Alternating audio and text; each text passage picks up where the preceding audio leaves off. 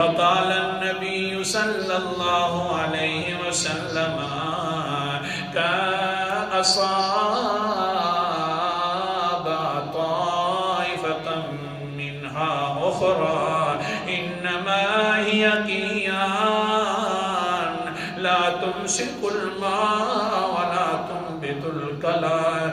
گندی زمین وہ ہوتی ہے اس پر سے بارش آتی ہے تو بالکل چٹیل میدان بن جاتی ہے، یا اس کے اوپر روڑی ہو تو گندی بن جاتی ہے، نہ اپنے اندر آسمان کی بارش کو روک کر رکھتی ہے، نہ چارہ اچھا اگاتی ہے تو خراب اگاتی ہے. یہ زمین ہے.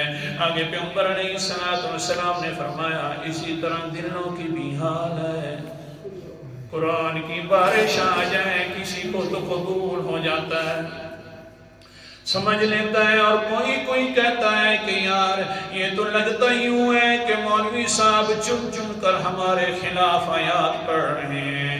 دوسری بھی تو آیات ہے نا، ان کی بھی تو تلاوت ہونی چاہیے. حتیٰ کہ قرآن مقدس نے اس کا بھی نقشہ کھینچا ہے.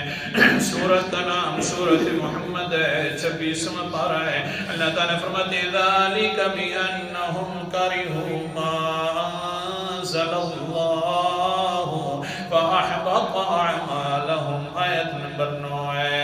یہ لوگ ایسے ظالم ہیں کہ یہ اللہ کے قرآن مقدس کو ناپسند سمجھتے ہیں.